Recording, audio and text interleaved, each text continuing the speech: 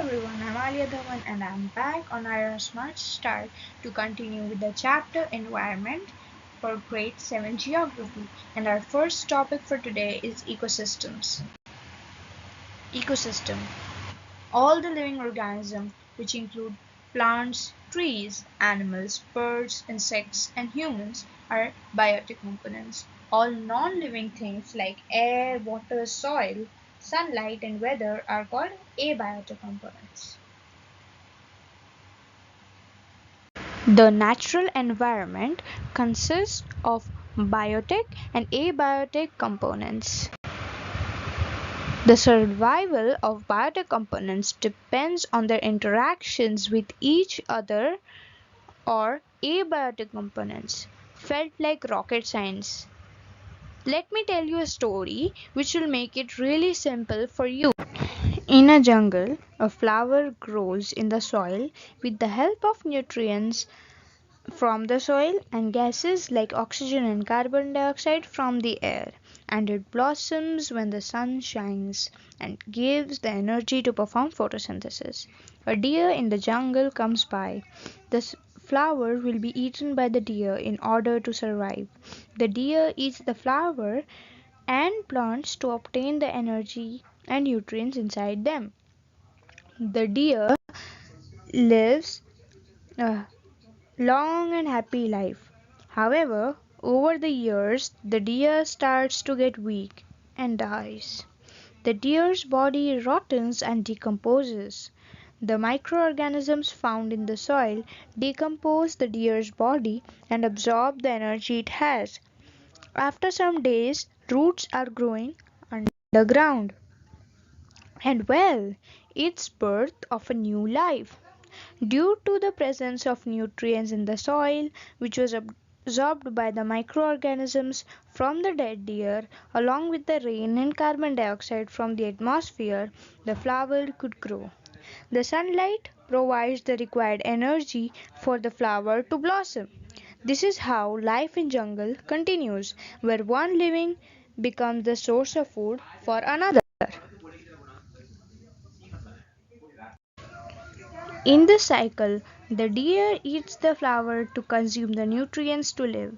Similarly, we see by consuming the nutrients from the dead deer, the flower grows. In the same case, we saw that the carbon dioxide, water, and the sunlight also helped the flower to blossom.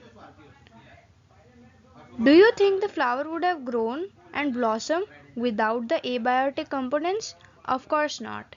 And this cycle is an example of ecosystem.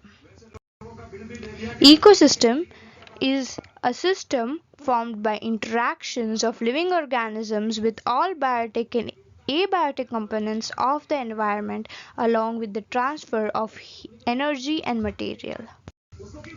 Types of ecosystem. The forest in which we found the deer and flower is an ecosystem. This type of ecosystem that we find on land is called terrestrial ecosystem. Similarly, we can find ecosystems underwater as well. Environment here is however different from the last one, but we can find similar interactions between various components of nature. We can see a variety of plants and fishes in ponds, rivers, lakes, oceans, or seas.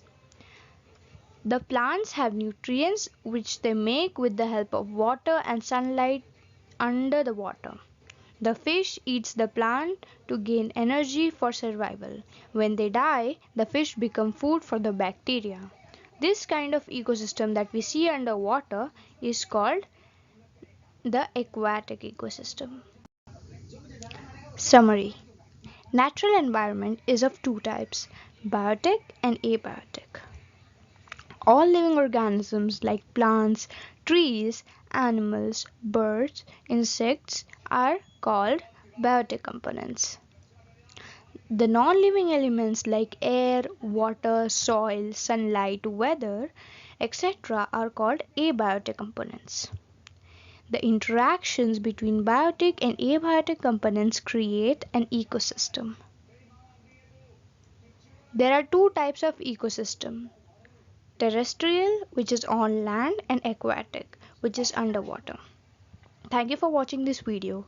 If you have any suggestions or feedback for me, you can mail me at my email address, which is given in the description box, or you can drop a comment in the comment box below. Thank you for watching this video. I hope you have a great day ahead.